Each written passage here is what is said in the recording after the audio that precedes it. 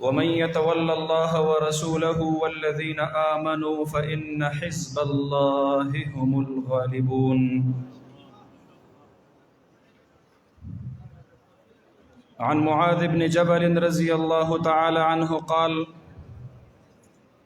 خذوا العطاء ما دام عطاء فإذا صار رشوة على الدين فلا تأخذوه.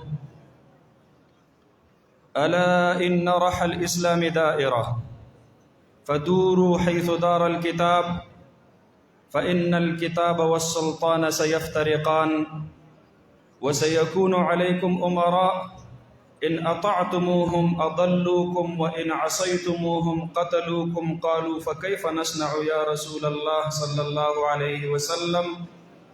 قال كما صنع أصحاب عيسى بن مريم، نشروا بالمناشير وحملوا على الخشب، موت في طاعة الله تعالى خير من حياة في معصية الله.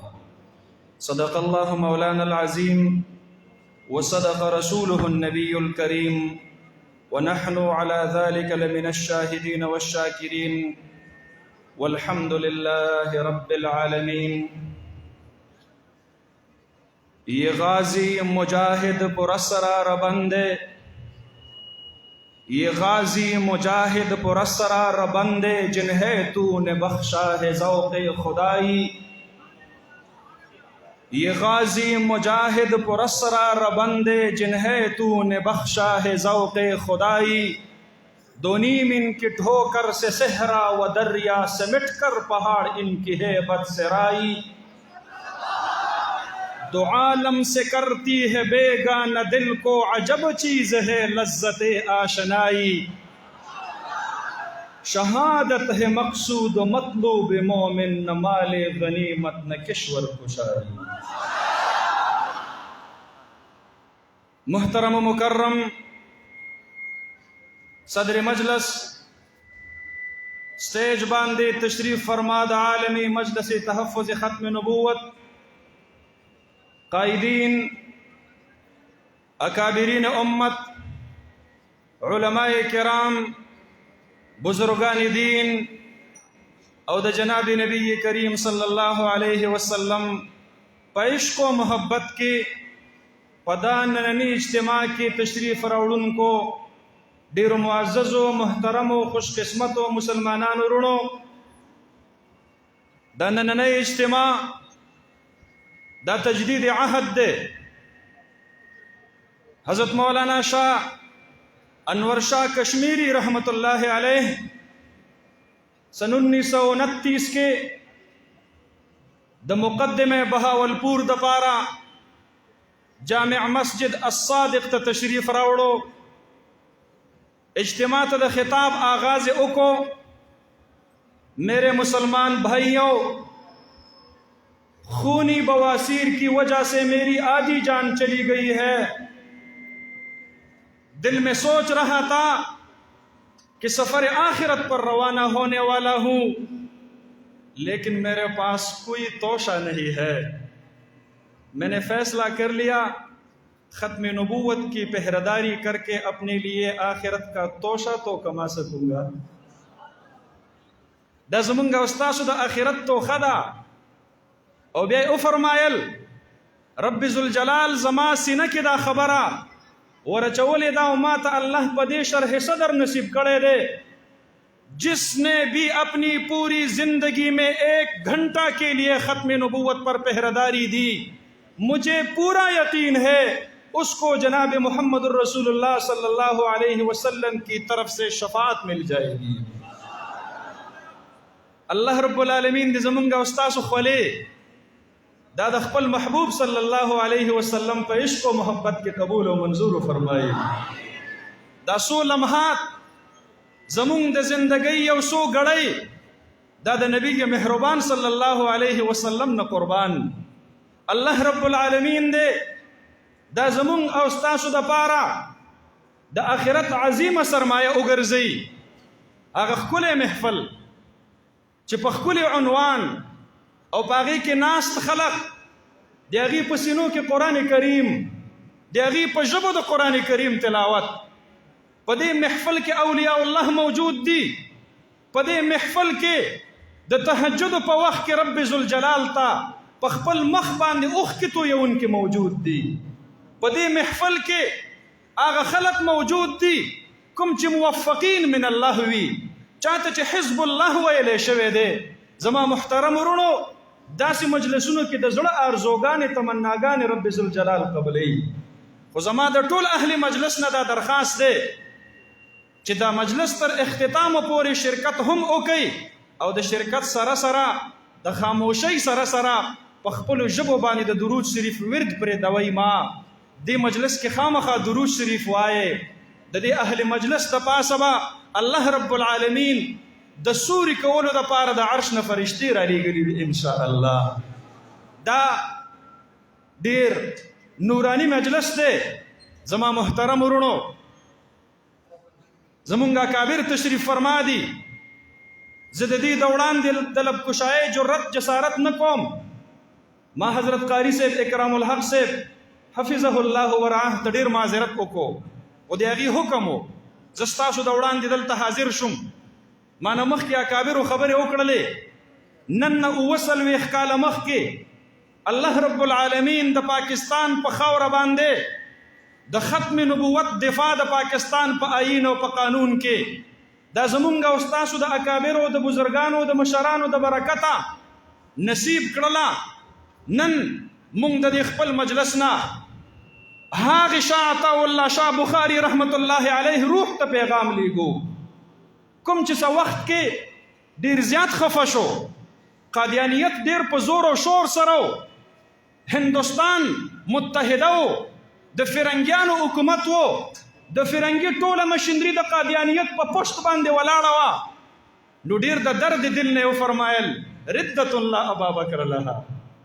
فتنه قادیانیت د ارتداد په شکل کې هغه خوريږي.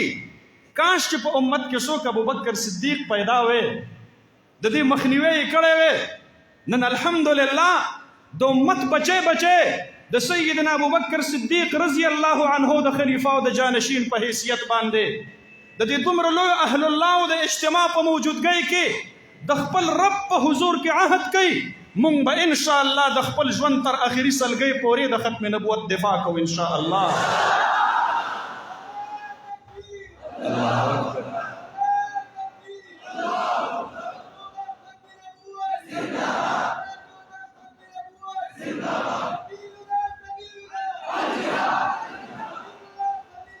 الله رب العالمین دے مونږ او تاسو ته د حرمین شریفین او دیدار بار بار نصیب فرمایي. نن سبا حرمین ډیر خفه دي. بیت الله د لبیک اللهم لبیک د اوازونو د پاره ترسیق.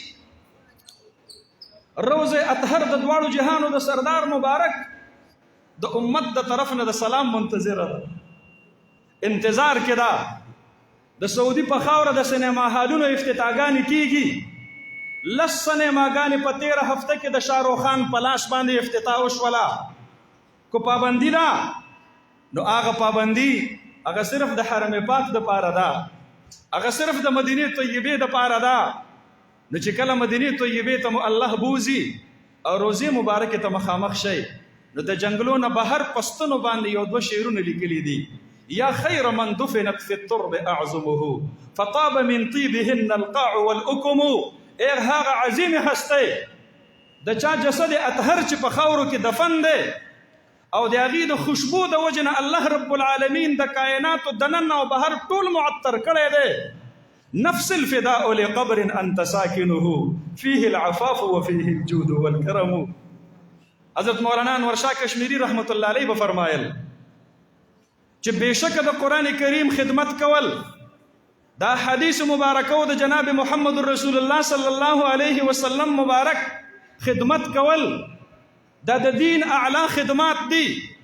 خدا د دواړو جهانو د سردار مبارک د اقوالو د افعالو د اعمالو خدمت کول دي او د ختم نبوت خدمت کول دا د دواړو جهانو د سردار مبارک د ذات خدمت کول دي. الله رب العالمین د مجلس کې ناستو خلقو ته د ګنبد خضرا د پهردارۍ توفیق نصیب کړی دی. ټول وای الحمدلله. مونږ او تاسو د دواړو جهانو د سردار مبارک د هغې په ذات اطهر باندې چوکیداري او پهرداري کوو. کوم غش چې د قادیانیت د طرف نه راځي زمونږ سینې ورته حاضرې دي. انشاء الله ګنبد خضرا ته به نه رسیږي، انشاء الله مدینې طیبې ته به نه رسیږي. نن په امت کې هغه جذبه پکار ده کومه جذبه چې په غزوه احد کې حضرت سعد بن ربیع رضی الله عنه هغې ښودلې وه چې د دواړو جهانو سردار مبارک پوښتنه وکړله این سعد، سعد چرته دی؟ ژوندو کې نشته دی. ابی ابن کعب رضی الله عنه تشریف ووړو او شهدا یې ولټول، اواز یې وکړو سعد چرته دی؟ عجیب رسول الله صلی الله علیه وسلم د دواړو جهانو سردار مبارک دی غواړي کو ژوندی یې.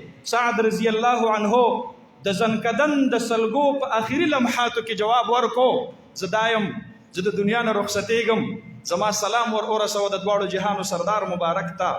او بیا ورته ووایه الله رب العالمین دې د انبیاء کرام علیهم الصلوات والتسلیمات په ټولګي کې تعالی اعلی مقام درکړي. او بیا ورته وفرمایل ابی ابن کعب انصارو ته زما د طرف نه پیغام ورسوه چې سعد دا ویلی و چې تر کوم وخت پورې پتاسو کې یو سترګه غړېدونکې وي خبردار چې د نبی مهربان صلی الله علیه وسلم مبارک په جسم زخم را نشي چرته. زما د ژوند اخري وصیت هغوی ته ورسوه. نن په امت کې د حضرت ابو طلحه انصاري رضی الله عنه جذبه پکار ده. څوک چې د دواړو جهانو د سردار مبارک د حفاظت او د پهردارۍ لپاره د کفارو غشو ته مخې ته ولاړ و او په ډال باندې غشي منع کول، ډال تېنه لاندې ورتاو شو، لاس یې ورته مخې ته کړلو، 52 غشي په لاسو کې لاړل، لاس یې شل شو لاندې را پرېوتلو. چا ورته آواز وکړو ډال دې راوچت کا. ابو طلحه رضی الله عنه ورته فرمایي کو ډال پسې ښکته کېږم هسې نه چې غشی راشي او د نبي مهربان صلی الله علیه وسلم مبارک جسم پې خوږ شي. د دواړو جهانو سردار مبارک ته فرمایي وجهي لوجهك الوقاء ونفسي لنفسك الفداء. د الله محبوبه نهري دون نهرك يا رسول الله، زما سینه ستا د سینې نه مخې ته ډال ده. نن مونږ ګنبد خضرا ته د دې اجتماع نه پیغام لیږو اے نبی مهربانه، اے د مدینې جانانه، دا د مردان غیرتمند مسلمانان دی خپلې سینې ډال نیسلي دي د ختم نبوت د دفاع او د تحفظ دپاره. انشاء الله ثم انشاء الله قربانی ضرورت راغے خولے نا وینی با قربانو انشاءاللہ. خون دل دے کر خون دل دے کر نکاریں گے رخ برگے گلاب، ہم نے گلشن کے تحفظ کی قسم کھائی ہے منگدہ عہد کو.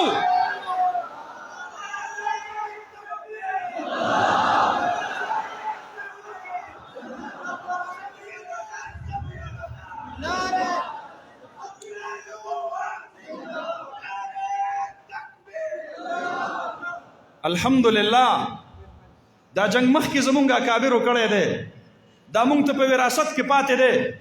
دا جنگ به مونږ کوو انشاءالله.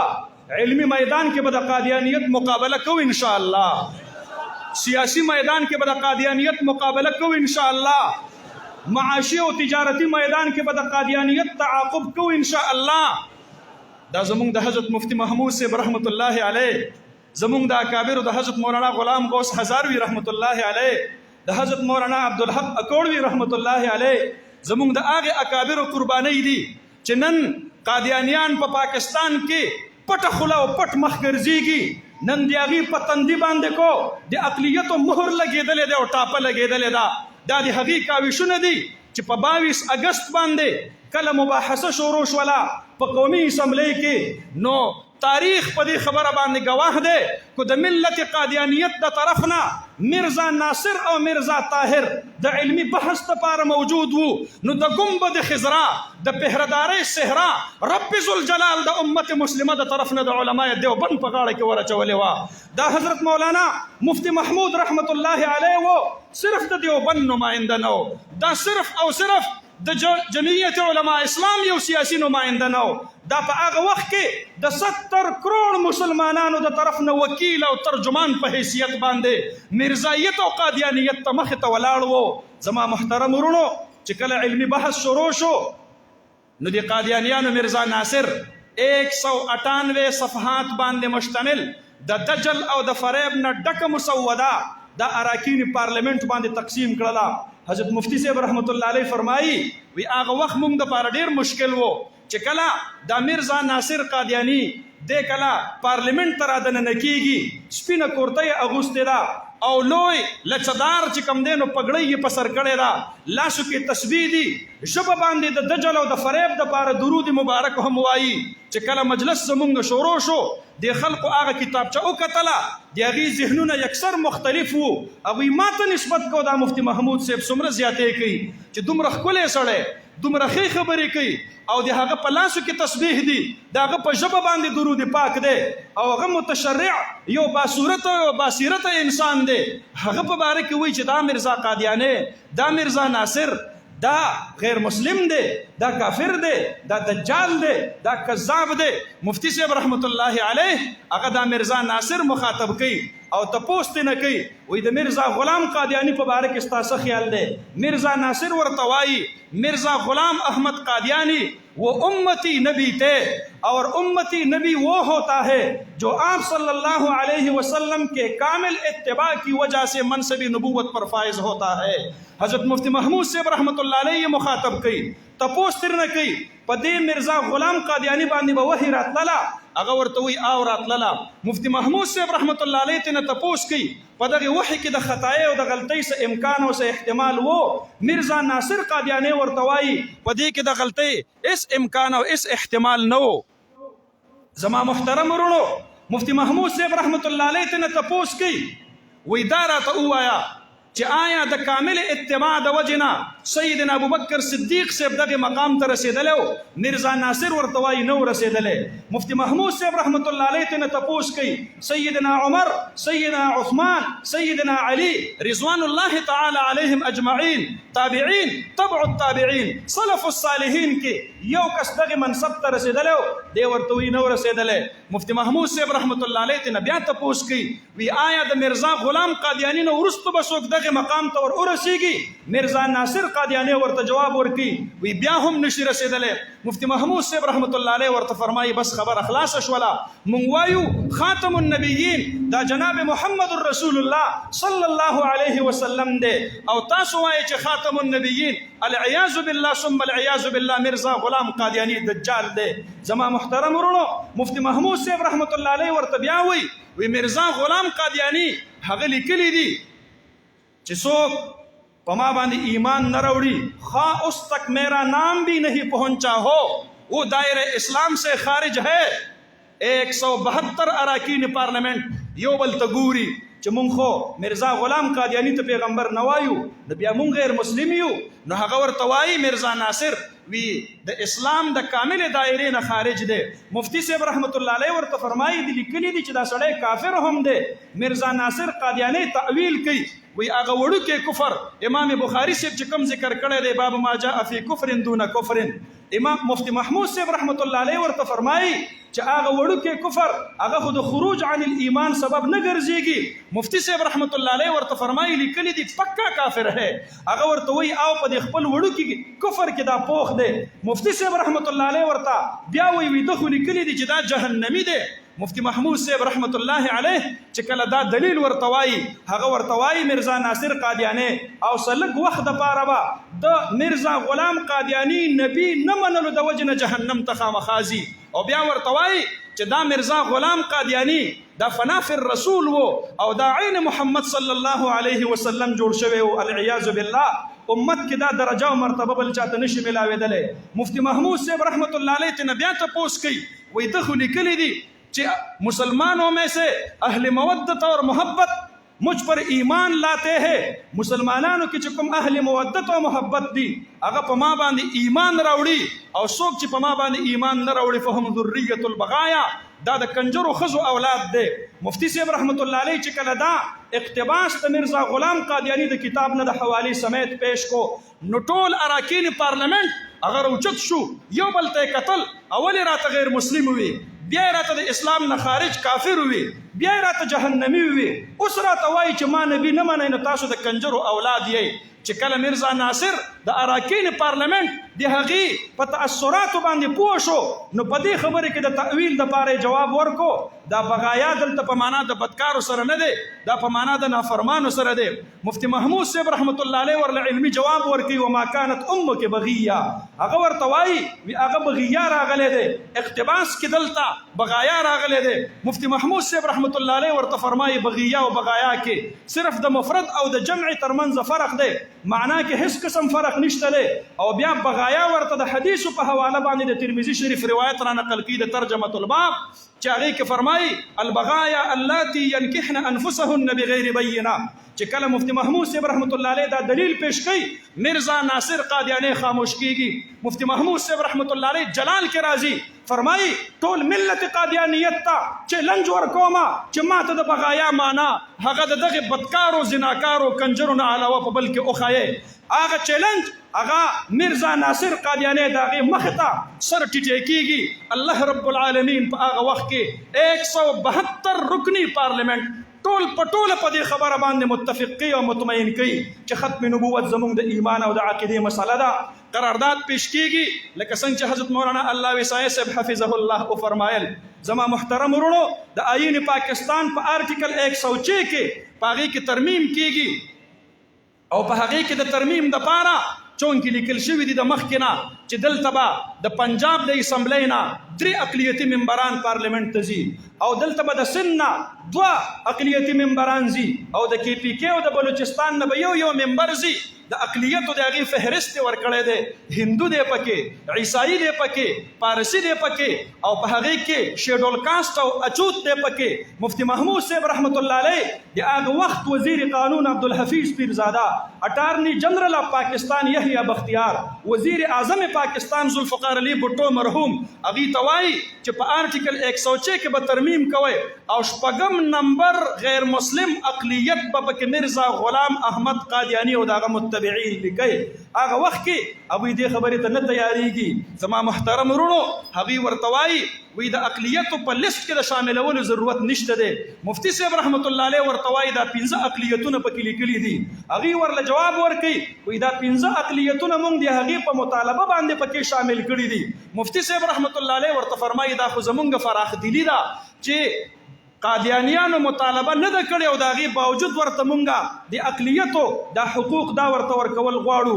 بیا زما محترم ورونو مفتی محمود صاحب رحمت الله علیه هغه ورته وایي چې په دې کې به مرزا غلام قادیانی اور اس کے متبعین دا به پکې لیکئ.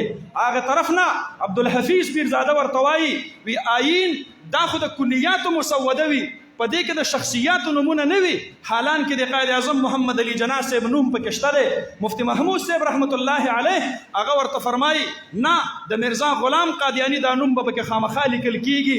هغه ورته وایي وی آئین پاکستان یو پاک مقدسه مسوده ده او لہذا ستاسو په ګمان باندې مرزا غلام قادیانی خو یو بیکاره سړی دی، د دا نوم پکې مه شاملوئ، آئین پاکستان د مسودې تقدیس ته به نقصان ور ورسیږي. زما محترم ورونو هغه عبدالحفیظ پیرزاده چې ورته دا وایي مفتی صاحب رحمت الله علیه ورته جواب کوي ولې قرآن کریم کې د قارون نوم راغلی دی، قرآن کریم کې شیطان ذکر شوی دی، قرآن کریم کې د خنزیر ذکر راغلی دی، قرآن کریم کې د فرعون ذکر راغلی دی، لہذا په دغې نومونو سره کو د قرآن تقدیس ته نقصان نه دی رسېدلی. نو د مرزا غلام قادیانی دجال په نوم لیکلو سره آئین پاکستان دا نه پلیتېږي. بېشکه دا پلیت دی خو د هغه په لیکلو سره د آئین تقدیس ته نقصان دا نه ور رسېږي. زما محترم ورونو هغه ورته وایي وی مرزا غلام په نوم باندې به موږ ولیکو احمدي. مفتی صاحب رحمت الله علیه یکدم د خپل ځای نه اوچتېږي او فرمایي ورته وہ مرزائی ہے، وہ قادیانی ہے، وہ لاہوری ہے، وہ احمدی نہیں ہے، احمدی محمدی ہم ہے. مونږ احمدیان یو الحمدلله، مونږ محمدیان یو ټول وایي الحمدلله. د مفتی محمود صاحب رحمت الله علیه د دې دلیل نه وروستو هغه ورته وایي وی مونږ به ولیکو مرزا غلام قادیانی او بریکټ کې به ورسره مرزایي او لاهوري ګروپونه ور ولیکو.